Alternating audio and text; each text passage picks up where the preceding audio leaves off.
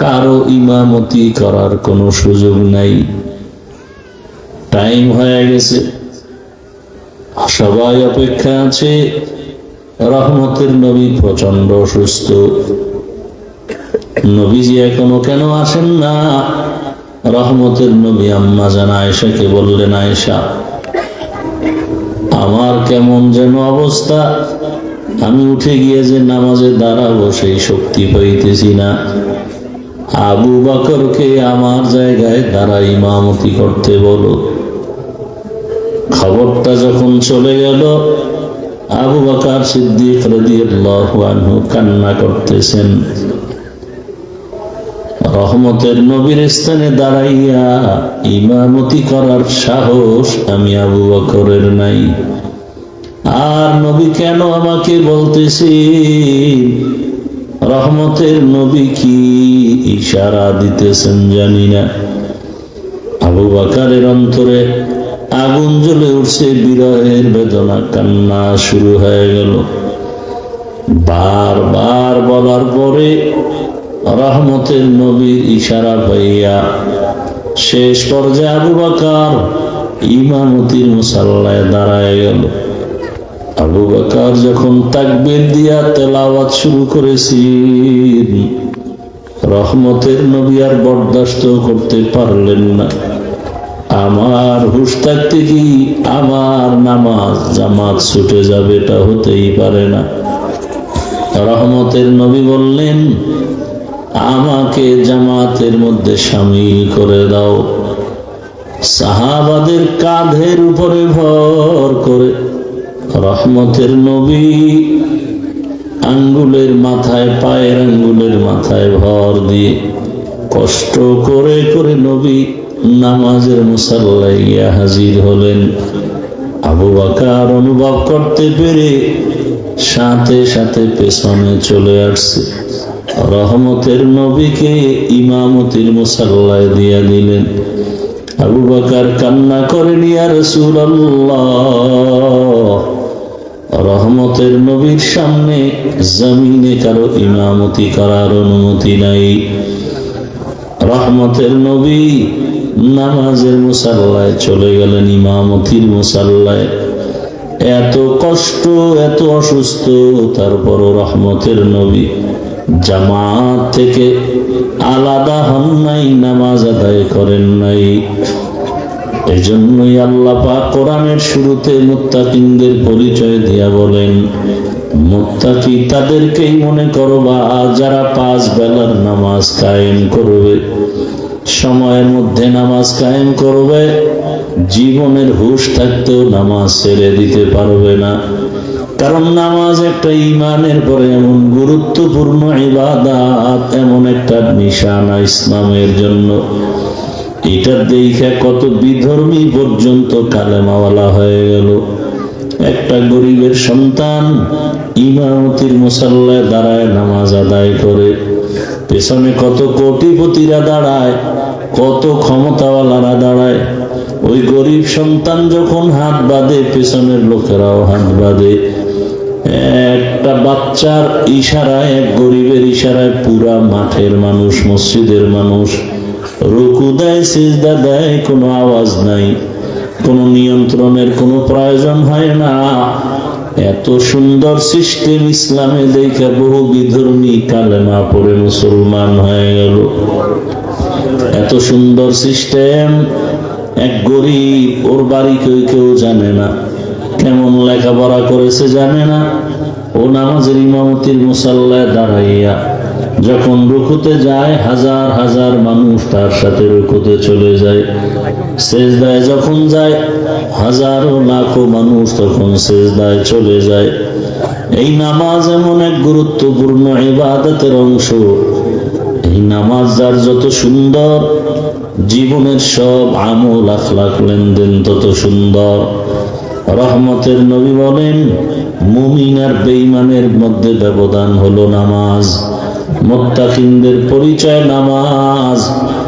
যদি তুমি নামাজ দাঁড়াইয়াও পড়তে না পারো, তুমি অসুস্থ হয়ে যাও, বসে বসে নামাজ আদায় করো।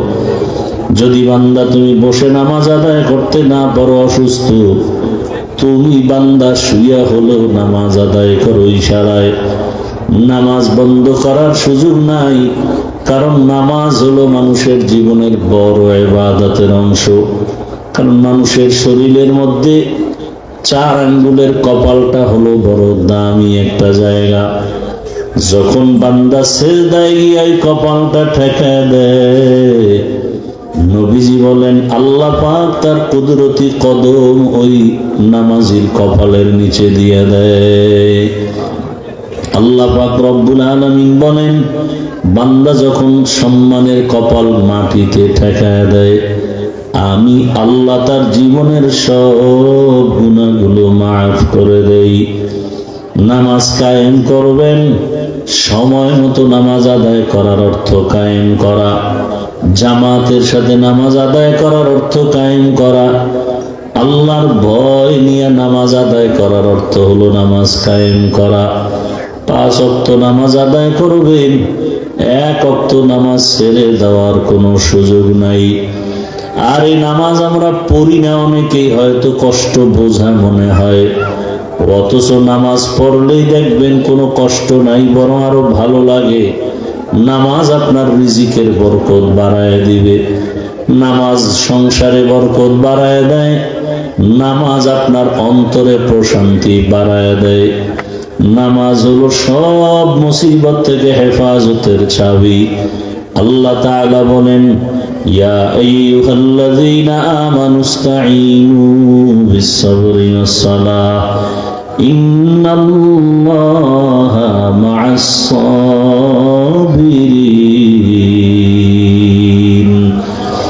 দুনিয়ার মানুষ তোমরা সাহায্য চাও আমি আল্লাহর আদালতে ধৈর্য আর নামাজের মাধ্যমে। অতএব যারা নামাজ পড়বে না, এদের জন্য দুনিয়াও বড় অন্ধকার হয়ে যাবে। যারা নামাজ পড়ে না, এদের রিজিকের মধ্যে বরকত থাকবে না, হায়াতের মধ্যে বরকত থাকবে না। নামাজ যারা পড়বে না, এদের চেহারার মধ্যে কখনো নূর আসবে না, মোহাব্বত আসবে না। যারা ওযু বানায় নামাজ আদায় করবেন, তাদের চেহারার মধ্যে নূরের আলো চমকাবে। দুনিয়ার মানুষ দেখলেও মায়া বাড়বে, রহব আল্লাহ দান করবেন। হাসরের মাঠে আল্লাহ পাক চেহারার মধ্যে আলো দান করবেন। নবীজি বলেন, কোটি কোটি কোটি উম্মতের মাঝে আমি আমার উম্মত গুলো চিনব কিভাবে? যারা 5 ওয়াক্ত নামাজ ওযু বানায় আদায় করবে, কিয়ামতের দিন ওযুর জায়গাগুলো নূরের আলোতে ঝলমল করতে থাকবে। আমি নবী দেখিয়া আমি তাকে বাছাই করে ধরে ধরে জান্নাতের পথে নিয়ে যাব। অতএব পর্দার আড়ালের আম্মা জানেরা, বোনেরা ও যুবক বাবারা, বৃদ্ধ বাবাজিরা, আপনাদের মতো কত যুবক, কত বুড়া, কত মা, কত বোন এখনো আছে নামাজ আদায় করে, জেনারেল লাইনে থাকে। ও যুবক, তোমার মতো যুবক স্কুল কলেজে পড়ে, চাকরি করে, ব্যবসা করে, নামাজের অভাব নাই। বৃদ্ধ বাবাজি, আপনার মতো কত বুড়ারা মসজিদে গিয়া নামাজ আদায় করে, আপনি কেন পারবেন না?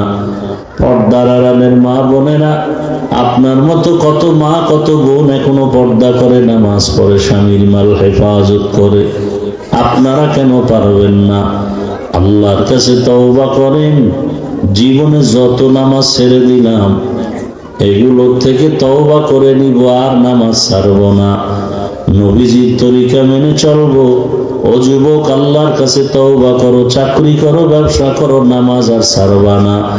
তওবা করার মতো যদি অন্তর তৈরি হয়, দুটো হাত আমার আল্লাহকে দেখায় দাও। আয় আল্লাহ, হাতগুলো কবুল করে নেন, তওবা কবুল করে নেন, তওবার উপরে মজবুত হইয়া চলার তৌফিক দান করেন, আমিন। নামাজ 5 ওয়াক্ত পড়ব তো ইনশাআল্লাহ। আল্লাহ সবাইকে তৌফিক দান করেন। শুনেন, যারা বাপ মা আছেন, আপনি যতটা গুনাহ করবেন, সন্তান ওই পথেই চলবে। আপনি গোপনে করলেও সন্তান ওই লাইনেই যাবে, আপনাকে দেখতে হবে না যে বাবাই কি করে। অতএব প্রত্যেকটা মা বাবা ভবিষ্যৎ চিন্তা করে সন্তানকে নিয়ে।